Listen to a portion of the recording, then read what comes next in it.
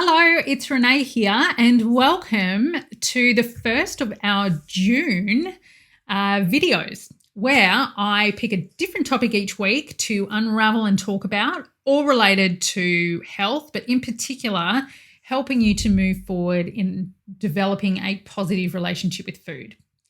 So the topics for this month, if you haven't had a look, are really, really great. What I've done is I've focused on the 4 very common questions that I get asked when it comes to moving forward into developing a positive relationship with food. So today's question is all about, how do I stop from dieting and stop relying on shakes and spending money on supplements without gaining weight? Really great question, and I can't wait to jump in and answer that for you. So in order to do that, I'm going to break it into 2 parts. Firstly, I'm going to focus a little bit on that dieting aspect, and then I'm going to give you some 3 really helpful tips on how to navigate this whole weight gain fear that is coming up. Okay, you may want to get a notepad and pen. So pause the video now if you want to go and get a notepad and pen, because there might be some useful tips might be some useful tips for you if you find that this resonates with you. Okay, so when we look at this question, when we focus on the dieting aspect and we focus on the reliance on shakes and supplements, you can see that this is a very common way that people approach health, but it's not a sustainable and practical way. And let me explain that a little bit further. When you're stuck on a restrictive way of eating, it can be very difficult to go out into social occasions. It can be very difficult to navigate restaurant menus. It can be difficult to know what to cook. It can lead to constant feelings of guilt, frustration, shame, and this constant battle within yourself. So that already is not a helpful way of approaching food. Now, the other two elements, shakes and supplements, can be extremely expensive, particularly when you're doing every month and you feel this reliance that you must take them in order to maintain your weight or to lose weight. Okay. Now, both of these can be very difficult to fit into your lifestyle, because what if you want to go traveling? Are you going to pack your suitcase with all the shakes that you need, or are you going to stuff it with all the supplements that you require over, a period of time? And often we are lured into this way of solving short-term problems, because diet culture leads us to believe that once you lose the weight, then all your problems are going to be gone. But if any of you have been dieting for a very long time and you have lost the weight, guess what? The problems are still there. Now, all of this that I'm talking about is backed by science. So diets actually cause us more harm than good. And the science tells us that there is actually a 95% failure rate over a 2 to 5 year period from when people originally start their diet. And what that means is that there's 95% of people who originally lost weight on a diet will gain it back. And of those people, 1/3 to 2/3 of those people will have ended up putting on even more weight. Now, what this does is sends people into this state of feeling as though they're failure, that they have no discipline or willpower, which leads to more restricted eating, which leads to disordered eating, emotional eating, and a huge disconnect between your body and your mind and your hunger cues, your fullness cues, your general I feel good and well and happy in myself cues. Okay? So this is where diets can be incredibly harmful. Now, the space that I work in is helping people move from this way of eating into developing a positive relationship with food. So my focus is more on healthful eating behaviors as opposed to weight manipulation. So the focus is very much on nourishment. It's about having a variety and a abundance of food that supports you physically, emotionally. It's about respecting yourself. It's about nourishing you in a way that enables you to sustain everything that you need to do through the day. It's honoring your body's hunger cues and fullness cues. It's listening to yourself. Now, when I explain this to people, of course, naturally, they get very excited and they go, well, I don't want to have this dieting way of life anymore. I just don't want to do it. Just like the person who asked this question. But they have this fear of, well, if I'm no longer doing this, if I'm no longer restricting my food, then I'm just going to be out of control. I'm just going to eat everything that I want to eat. I'm going to put on weight. And I don't want that. So this brings me on to the second part of this question, which is, how do you navigate this fear of weight gain? If you are going to move from a life of restricted eating, relying on shakes and supplements, what are you going to do about this weight gain that you're worried about? So there's 3 tips that I'm going to give you right now to help you move through this weight gain concern that you have. So the very first question I want to ask yourself, and this is tip number 1, is what is it that you are really afraid of? And the first answer that you're probably going to say is, well, Renee, weight gain. That's why we're having this conversation. But no, I want you to go a little bit deeper here, because there are beliefs that are driving that fear. What is the story that you're telling yourself? What is it about gaining weight that you truly believe to be true? Keep asking yourself. And an exercise that might help is the 5 whys. So why am I afraid of weight gain? Why? Keep asking why to every response you have until you feel as though you've arrived at a place that is much deeper than just weight gain.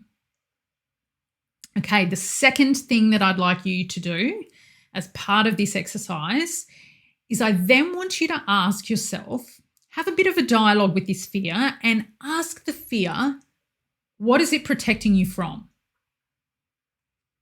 Because we don't have fear just on its own. There's got to be some kind of mechanism there that's protecting us from encountering this fear. So what is it really protecting you from? Now, with those, can you find ways that this protection that you feel is keeping you in this fear state is untrue? Can you find ways that those statements are untrue? And a helpful exercise might be if you can think of somebody in your life that's really important to you. And if you could write down all the things that you absolutely love and adore and admire about this person, just keep writing it all down. And then go back and have a look at that list. And I guarantee you that there is not a single thing on that list that has anything to do with that person's body weight or size. And if you really want to flip that exercise around, why don't you write that same list for yourself? What are the things that you love and appreciate about yourself?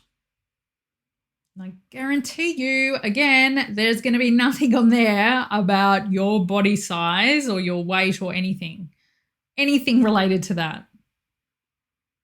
So this is a really powerful part where you're starting to pull apart these protective mechanisms, these beliefs that you have around gaining weight. Now, the third and final thing that I want you to try is, what boundaries do you need to now feel safe? Okay, so if we have identified the fear, we've figured out what is the protection that is keeping you from having that fear, what are the boundaries that you now need to keep you safe? Okay, so what is it that we can replace with that? And often a really great place to start is looking at the external influences. So declutter your social media. What are the boundaries that you can put there? Can you delete some accounts that are putting out all of this imagery about this pursuit of thinness and, weight control and being disciplined and willpower and all that stuff?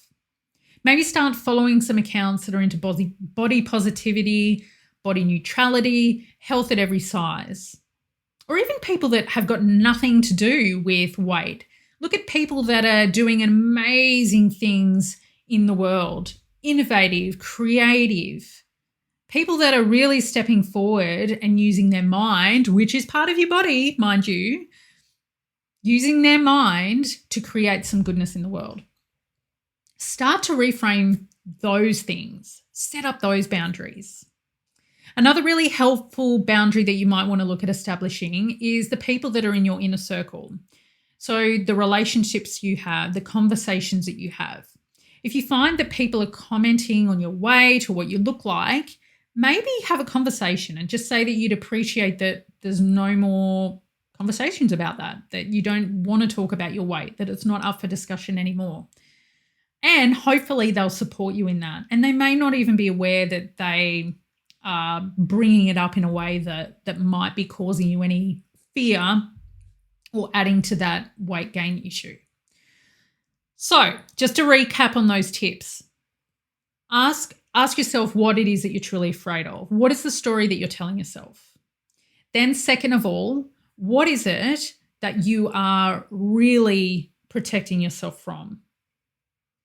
Can you debunk or find ways that those things are not true? And the third and final thing is, what boundaries can you set up so that you can feel safe, so that you don't let that fear keep coming in and creeping in? Okay, so they're the 3 tips that I'd like you to try. And I just want to make it very clear that just by listening to this video and implementing these things, you're not going to magically, wow, suddenly I wholeheartedly love myself and I'm not afraid of weight gain. No. This is a very long process because it's been so embedded into us that thinness and this pursuit of what you look like equals health, and it doesn't. So this is going to take a lot of time. It's going to take you rewiring your brain to debunk those fears, but then building up a toolbox of things that actually makes those new beliefs and brings forth new positivity into the way that you view yourself. So it's going to take time. The second thing that I'd like to just touch on as well is that if you are really ready to do away with this dieting culture and start living in a way that feels enjoyable and is not restrictive and is flexible and aligned to how you want to eat and live your life, I would suggest to just put the whole weight loss thing on the back burner. Just focus on getting your healthful eating behaviors going first and not worry about the weight loss. Just trust in the process and really concentrate on that, because it can be far too conflictive to try and work on both. Okay, because intertwined with that positive relationship with food is a massive component of body acceptance. So that does get woven into it. So it's best to leave that pursuit of weight loss just behind. Okay, now if you'd really like to work with someone on this, I am more than happy to have a talk to you to see if your situation is something that I can help you with.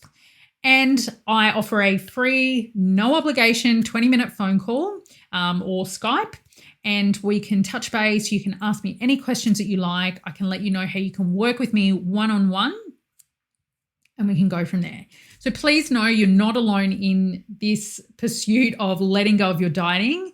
It is possible. It does take some work, but obviously there's going to be fears that are going to pop up for you, particularly embedded beliefs and things about your food and yourself.